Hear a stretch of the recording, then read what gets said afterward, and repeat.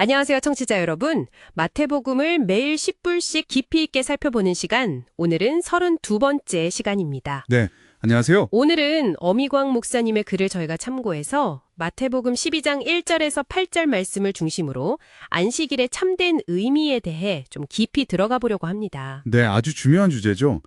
예수님 당시 유대인들이 안식일을 어떻게 받고 또 예수님은 그걸 어떻게 바로잡아 주셨는지 살펴보는 게 오늘 저희 목표입니다. 좋습니다. 그럼 바로 시작해 볼까요? 마태복음 12장 1절을 보면요. 예수님 제자들이 안식일에 밀밭 사이로 가시다가 배가 고프셨나 봐요. 이삭을 잘라 드시는 장면이 나옵니다. 네, 그렇죠. 이게 왜 논란의 시작이 되었을까요? 그냥 배고파서 먹은 것 같은데요. 이게 당시 유대 지도자들 눈에는 큰 문제로 보였던 거죠. 그들은 이제 율법을 아주 철저하게 지키려고 안식일에 하면 안 되는 일들을 39가지나 정해놨었거든요. 39가지나요? 와. 네, 근데 그중에 곡식 이삭을 자르는 행위, 이걸 이제 추수로 본 거고요. 또 손으로 비벼서 껍질을 까는 걸 타작으로 간주했어요. 아, 추수랑 타작이요? 손으로 조금 먹은 건데도요? 그렇죠. 사실 신명기 23장 25절 같은 데 보면 남의 밭에 들어가서 손으로 이삭 따놓는 건 괜찮다고 했거든요. 배고픈 사람을 위한 배려였죠. 남만 되지 말라고 했지. 네네. 근데 후대로 오면서 이게 점점 엄격해져서 안식일에는 손으로 따는 것조차 일로 본 거예요. 와, 원래 율법 정신과는 좀 다르게 해석된 거군요. 이게 얼마나 심각하게 받아들여졌나요? 이거 굉장히 심각했습니다.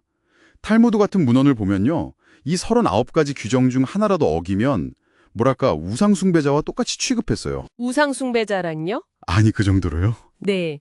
심지어는 반대로 우상 숭배자라도 안식일을 잘 지키면 용서받을 수 있다. 뭐 이런 이야기까지 나올 정도였으니까요. 안식일 준수가 거의 절대적인 기준이 된 거죠. 허허. 처음에는 하나님 잘 섬기려는 좋은 의도였겠죠. 근데 이게 시간이 지나면서 그 규정 자체가 사람을 판단하고 정죄하는 도구가 되어버린 겁니다. 그렇군요. 결국에는 안식일의 진짜 주인이신 예수님까지 막 비난하고 정죄하려고 드는 상황까지 가게 된 거죠. 아, 정말 안타까운 상황이네요. 사람을 살리는 안식이 아니라 오히려 어감에는. 자, 그럼 이런 비판에 대해서 예수님은 어떻게 반응하셨나요? 예수님께서는 구약 성경을 인용하시면서 차분하게 반박하십니다. 마태복음 12장 3절 4절을 보면 다윗 이야기를 꺼내시죠. 아, 다윗이요? 네, 다윗이랑 그 부하들이 배고팠을 때 원래 제사장만 먹을 수 있는 성전의 빵, 그 진설병을 먹었던 사건을 말씀하세요. 네, 맞아요. 이건 이제 정말 급박한 사람의 생명의 필요가 어떤 종교적인 의식 규정보다 더 중요할 수 있다는 걸 보여주는 거죠. 아하, 그렇군요. 사람의 필요가 우선이다. 네. 그리고 또 5절에서는 제사장들 이야기를 하세요. 안식일에도 제사장들은 성전 안에서 자기 직무를 수행하잖아요. 그래도 죄가 되지 않는다고 말씀하시죠. 네, 그렇죠. 성전 일은 해야 하니까요. 이건 성전이라는 공간 자체가 안식일 규정보다 더 높은 권위를 가진다는 걸 의미하는 겁니다. 다윗의 예, 또 제사장들의 예, 그러면서 아주 중요한 선언을 하시죠. 네, 맞습니다. 바로 이어서 6절에서 내가 너희에게 이르노니 성전보다 더 큰 이가 여기 있느니라 이렇게 말씀하시고요. 성전보다 더 크니. 네. 그리고 결정적으로 8절에서 인자는 안식일의 주인이니라 이렇게 선포하십니다. 인자는 안식일의 주인이다. 여기서 인자는 예수님 자신을 말씀하시는 거죠. 그렇죠. 예수님 자신이 성전보다 더 크고 안식일을 만드신 하나님으로서 그 법 위에 계신다. 내가 바로 안식일의 진짜 주인이다. 라고 밝히신 겁니다. 와, 정말 강력한 말씀이네요. 그냥 규칙 어겼네만에 하는 수준이 아니라 당신이 누구신지를 그냥 드러내신 거군요. 맞습니다. 근본적인 질문을 던지신 거죠. 그럼 예수님께서 가르쳐 주신 안식일의 핵심, 그 본질은 뭐라고 정리할 수 있을까요? 핵심은 이거죠. 마태복음 12장 7절 말씀인데요. 나는 자비를 원하고 제사를 원하지 아니하노라 하신 뜻을 너희가 알았더라면 무죄한 자를 정죄하지 아니하였으리라. 자비를 원하고 제사를 원하지 않는다. 네. 하나님이 진짜 원하시는 건 어떤 형식적인 규칙 준수 그 자체가 아니라는 거예요.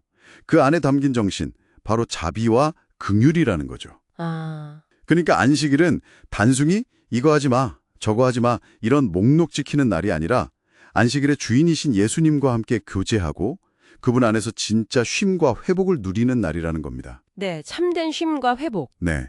그리고 그 쉼 안에서 자비를 실천하고 하나님을 예배하는 날. 율법적으로 서로 막 따지고 정죄하고 경쟁하는 게 아니라 예수님이 주시는 그 평안과 사랑이 가득해야 하는 날이라는 거죠. 그렇군요. 결국 안식일의 정신은 그 관계와 자비에 있었네요.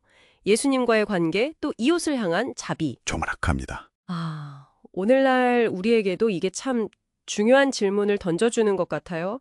혹시 우리도 모르게 신앙생활을 하면서 어떤 본질적인 기쁨이나 예수님과의 그 기쁜 관계보다는 어떤 형식이나 규칙, 전통 같은 것에 더 마음을 쏟고 있지는 않은지, 네, 충분히 그럴 수 있죠. 어쩌면 우리 스스로 만든 어떤 틀에 갇혀서 정작 중요한 영혼의 참된 쉼과 자유, 이런 걸 놓치고 있는 건 아닌지 좀 돌아보게 되네요. 네, 그렇죠.